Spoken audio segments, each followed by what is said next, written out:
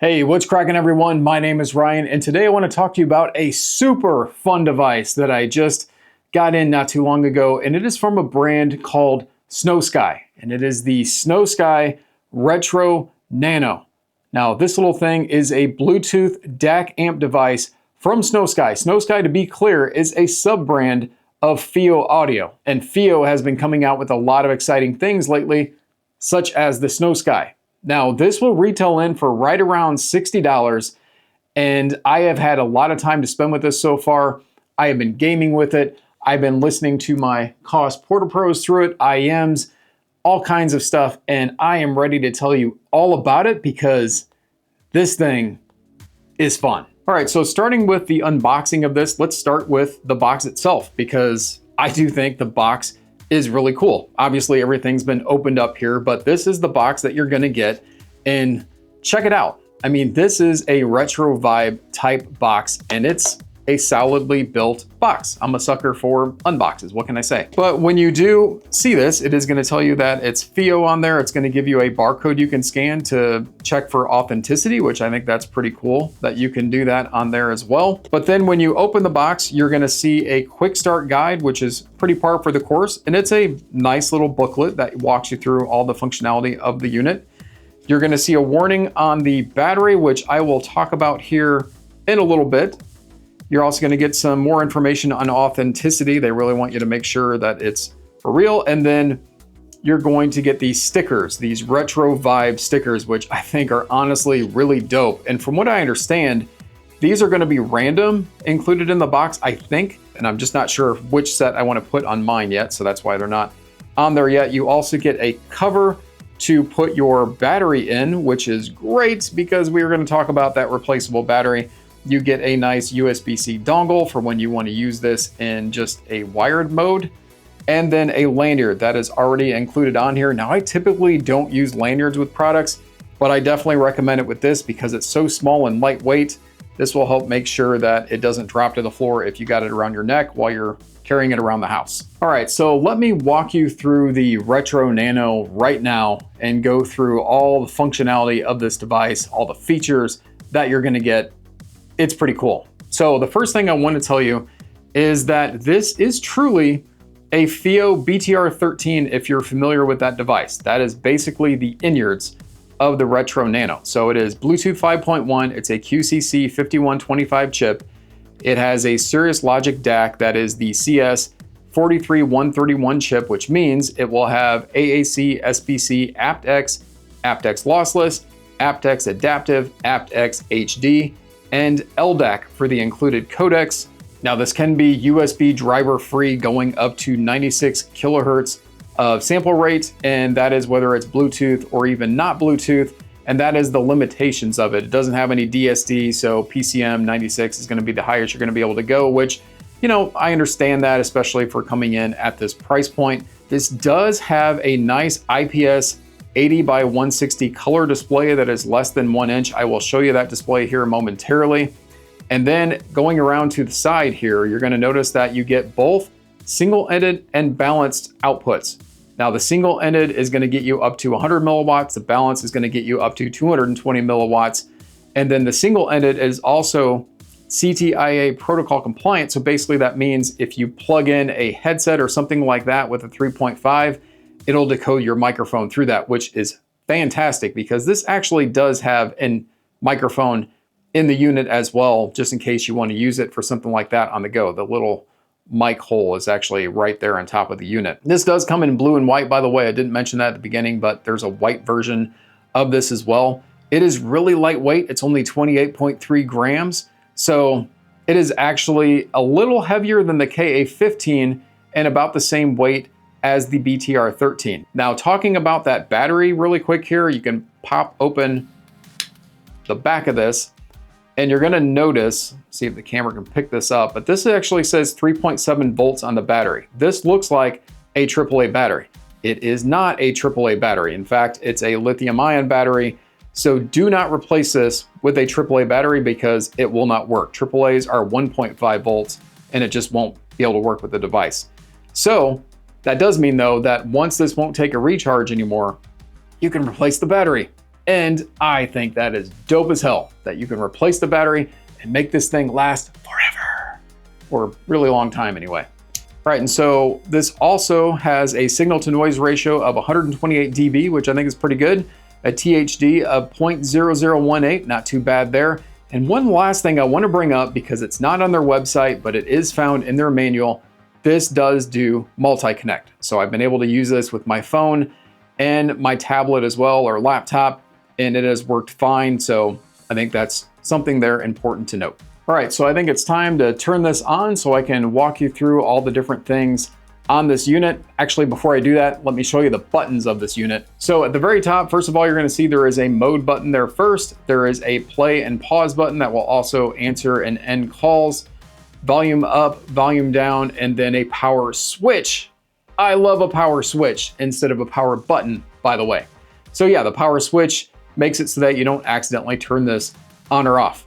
Now the volume up and volume down are also going to be skip forward, skip backward, but the weird thing is they're reversed on this. So that's actually your skip forward and that's your skip backward. So a little bit wonky, but not a huge deal. All right, so let's flip it on.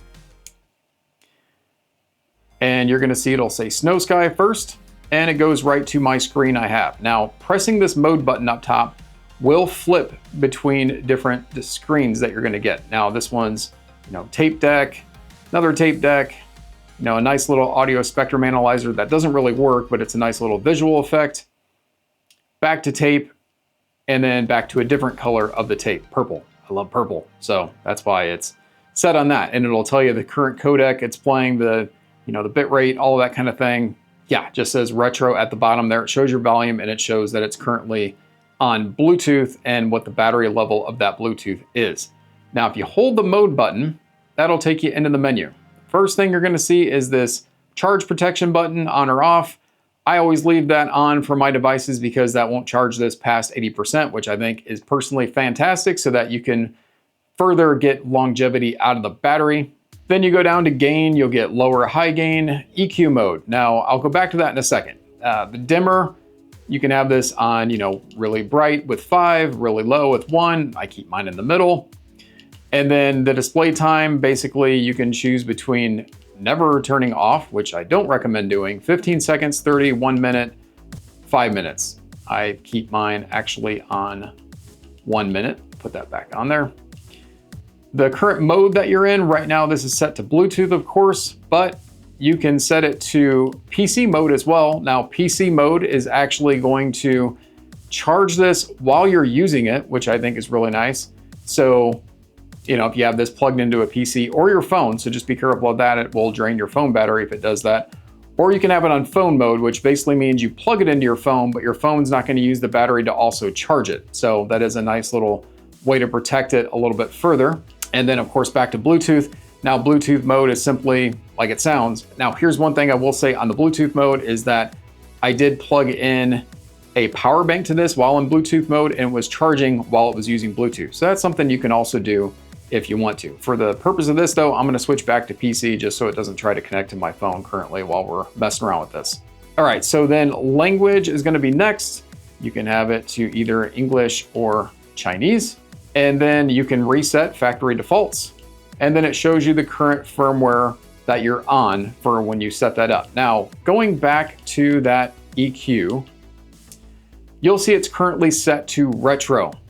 Why not? Retro vibe, right? When you go into this, you're gonna get all kinds of EQ settings. You get, first of all, 3 customizable ones, and then you can just turn it off, and then kind of your normal jazz, pop, rock, dance, R&B, classical, hip hop, and then back to that retro. Choose what you want, see what you think, but I think the retro is kind of a vibe to it, but you don't necessarily have to. I either use retro or I keep it off, to be perfectly honest, just because that's kind of the way I am. The reason I bring this up is because you can actually go into their web app, which is the FiiO Control App, and further customize the Retro Nano.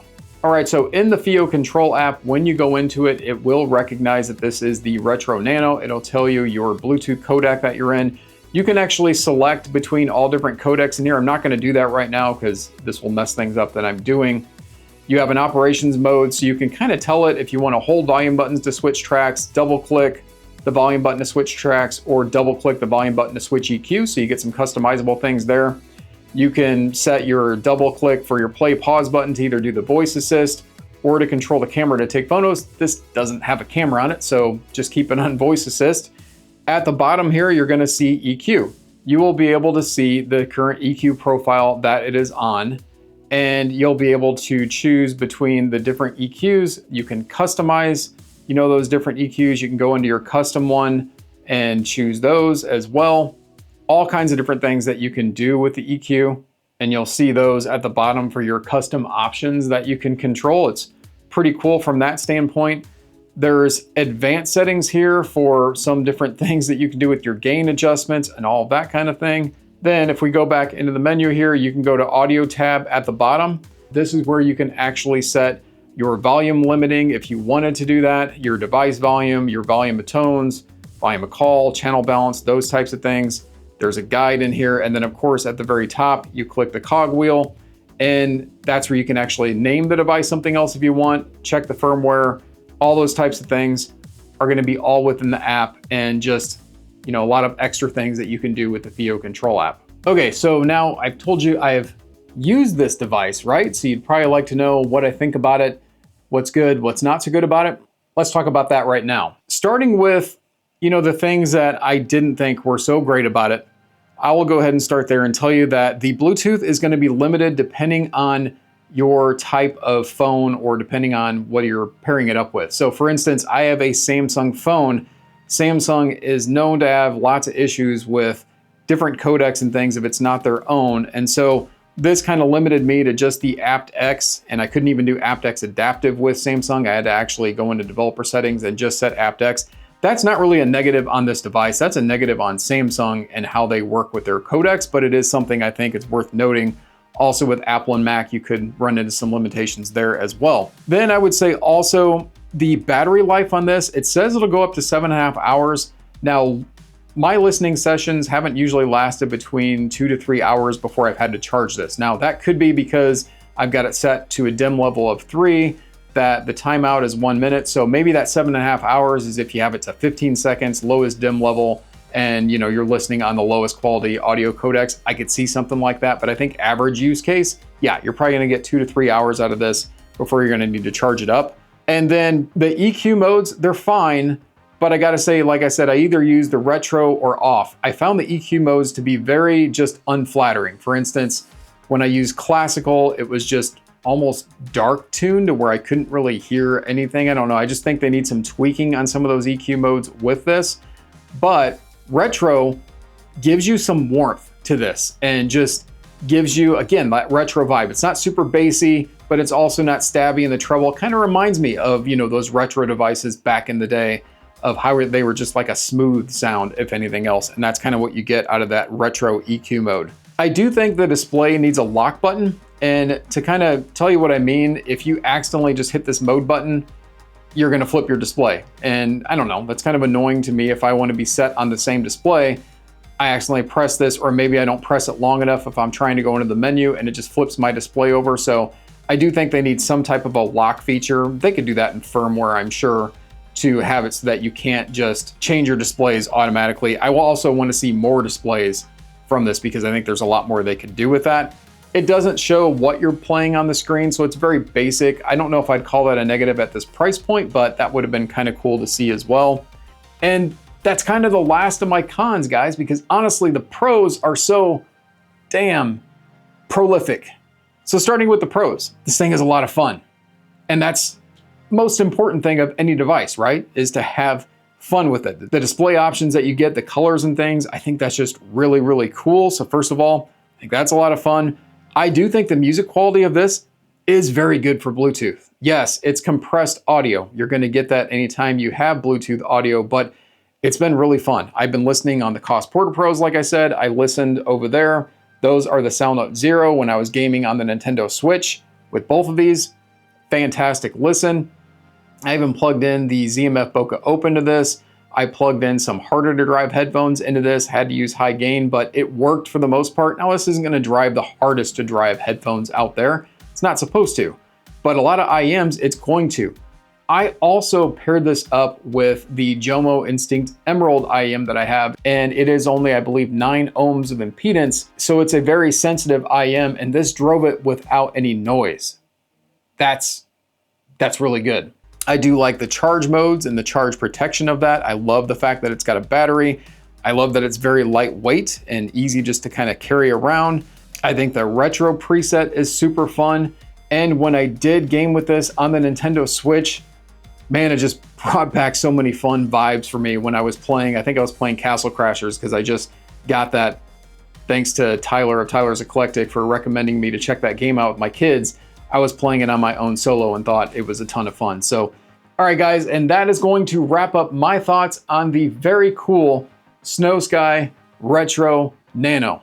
And if you haven't been able to tell, as I've said many, many times, I love this device and I definitely highly recommend it just for the pure fun factor that it is. So coming in at 60 bucks, yeah, I mean, you get something like this with some Porta Pros, that's a lot of fun for a combination to have there for gaming and for everything else. So hopefully you enjoyed this video. If so, please do smash that like button and please also subscribe to the channel, join my Patreon, do all of that to support me along the way, guys. I would highly appreciate that. I want to thank you for your time and watching this video, and I will see you in the next one.